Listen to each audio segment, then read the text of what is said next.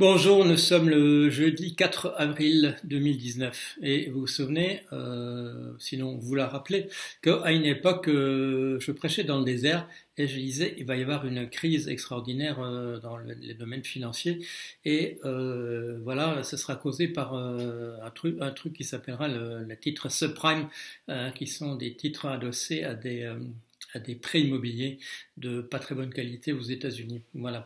Et pour le moment, il y a plein de gens qui vous disent qu'il va y avoir une terrible crise financière, etc. Mais parmi ceux-là, je n'en connais pas qui, comme moi, disent que ce sera causé par le Brexit, ou plutôt je vais dire un vilain mot, le marasme, voilà, le marasme autour des tentatives désordonnées et couronnées d'échecs jusqu'ici, des Britanniques d'appliquer le vote qu'il y a eu lieu en juin 2016 de sortir de l'Union européenne. Et je vous rappelle, faisons un petit pas en arrière quand même. Comment est-ce que ça a débuté cette histoire? Je l'ai expliqué à l'époque sur le blog, je l'ai rappelé plusieurs fois parce que j'ai consacré quand même pas mal de chroniques dans Le Monde, l'Écho et Transcendance à ces questions-là. Ça a commencé par des querelles entre Monsieur David Cameron, qui était Premier ministre en Grande-Bretagne, et essentiellement Monsieur Boris Johnson, qui à l'époque était maire de Londres. Et comme je l'ai rappelé, et j'étais pas le premier à le dire, ça avait été bien expliqué dans un article du Financial Times, tout ça remontait très très loin à leur adolescence, quand c'était des étudiants à Eton, une école d'élite en Grande-Bretagne, et ensuite à Oxford, des rivalités entre ces gars-là.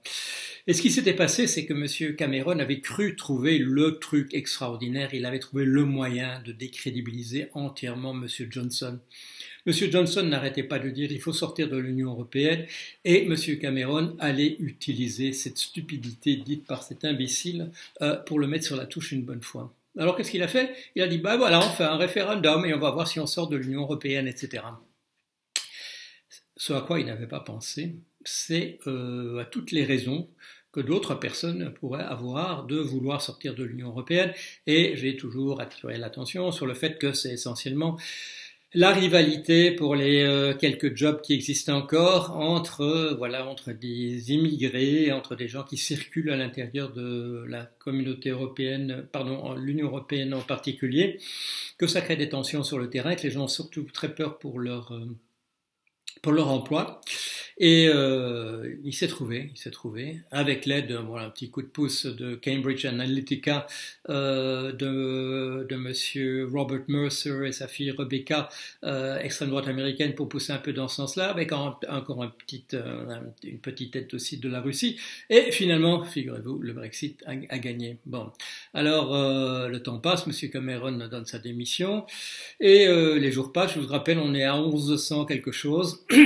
Et deuxième coup de théâtre, Madame May devient Premier ministre et là aussi elle veut faire passer en force son truc. Elle s'énerve tellement qu'elle dit voilà, allez, on appelle à des élections législatives anticipées et comme ça j'aurai une majorité renforcée et je vais pouvoir faire passer assez facilement ma proposition sur ce Brexit qui à ce moment-là était un truc, je dirais, mi-chèvre, mi-chou. Bon, c'était une position, une voie moyenne. Et manque de peau, là aussi, l'arrogance trahit une fois de plus. Elle perd sa majorité, enfin elle ne perd pas sa majorité, mais elle perd énormément de représentants au Parlement. Et elle se retrouve dans une position plus difficile. Et depuis, elle rame jusqu'à plusieurs fois par jour à essayer de faire passer ces propositions-là. Petit à petit, hein, c'est en récent, vous l'avez dû le voir, les House of Parliament, le Parlement House of Commons, le Parlement britannique parvient et est en train de parvenir à prendre le pouvoir sur le Premier ministre. C'est pas trop compliqué parce que la majorité de Madame May est tellement déchirée. Il y a des gens qui sont partis, il y a pas mal de ses ministres qui sont partis. À l'intérieur même de son gouvernement, il y a des pour et des contre, etc. En position très très difficile. Elle est maintenant à tous les jours à deux doigts de la démission. Et on se retrouve, on est donc à 1100 et des jours plus tard, après la déclaration, on aurait dû sortir déjà le Royaume-Uni aurait dû sortir déjà de l'Union européenne le 29 mars, et on est une semaine plus tard. Ils ont repoussé ça. Ce qui s'est passé hier soir, il y a une dame dont je vous parle depuis très longtemps. Elle m'a fort impressionné depuis que j'ai commencé à regarder un peu ce qui se passait là au Parlement en Grande-Bretagne. C'est Madame Yvette Cooper. Elle n'est pas du Parti conservateur, elle est du Parti travailliste. Et hier, elle est parvenue avec l'aide d'un conservateur. Ensemble, ils ont fait passer une motion, et cette motion a gagné d'une seule voix, mais elle a gagné, alors que vous le savez, tous les jours précédents, en particulier il y a quelques jours, au moment où 4 propositions de choses qu'on pourrait faire ont été proposées, elles ont été rejetées toutes les 4, et on est dans le marasme absolu. Hier donc est passée cette motion au Parlement qui dit qu'on prendra le temps nécessaire, qu'il ne donne plus de date. Il y a un report de la sortie de l'Union européenne pour donner du temps à tout le monde. Et en ce moment même, quand je vous parle, il y a une discussion à la Chambre des Lords, qui ressemble un peu à un Sénat, pour voir si cette mesure sera adoptée. Alors, tous ceux qui sont maintenant encore en faveur du Brexit sont mobilisés. Ils ont ajouté, si j'ai bon souvenir, 7 amendements pour essayer de faire dérailler ce machin, et on ne sait pas ce qui va se passer.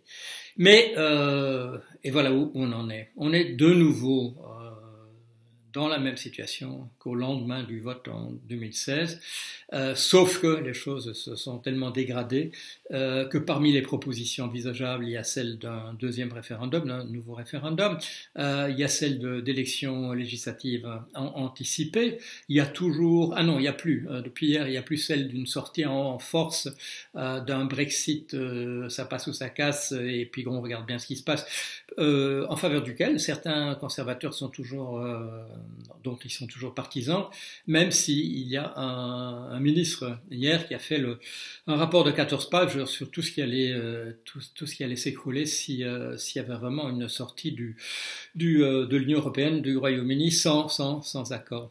Alors voilà où on en est. Moi je vous parle de ça depuis le jour même. Je regardais le jour même du vote du référendum. Je vous en parle de manière, je vous l'ai dit, non seulement ici, mais j'en ai parlé dans pas mal, je sais pas, au moins une douzaine peut-être de chroniques dans différents journaux et magazines, et je continue de vous tenir au courant. Dès le départ, vous le savez, j'ai dit, ce machin n'aura pas lieu, et s'il a lieu, si on vous dit un jour que le Brexit a eu lieu, c'est qu'on aura grugé le peuple en lui disant on est sorti, alors qu'en réalité on n'est pas sorti. Et c'est effectivement une des choses qui est en train de se préparer du côté travailliste en particulier, qu'on reste dans le marché, qu'on reste dans ceci, qu'on reste dans tout ça, et c'est une tentative de sortie de l'Union européenne à la carte, mais en ayant remis sur la table, comme devant être acceptés de toute manière, tous les éléments qui faisaient dès le départ, dès le premier jour de cette proposition de sortir, une catastrophe économique, et non seulement pour le Royaume-Uni, pour le Royaume-Uni ce serait vraiment, ce serait de l'ordre du cataclysme, mais ce serait pas bon pour les autres, ce serait pas bon pour nous non plus. Alors, depuis que je parle de ça, je ne parle pas en termes de souveraineté, de ceci, de la fierté du peuple et de ceci ou cela. Vous pouvez le voir depuis le premier jour, je l'ai dit, c'est pas possible simplement sur une feuille Excel, c'est pas possible sur un plan économique. Si un jour on dit que ça a eu lieu, ne le croyez pas, ça n'a pas eu lieu, on vous vend un truc en vous disant c'est la sortie de l'Union européenne, et en réalité ça ne l'est pas, et il y a différentes formules qui permettent de faire ça d'une manière ou d'une autre. Voilà, allez, un petit point, ça faisait longtemps que je vous ai plus que des toutes petites notes, mais sans faire un point, et surtout en vous rappelant comment ça avait démarré avec Monsieur Cameron et ses petits camarades Boris Johnson et compagnie. Allez, à bientôt.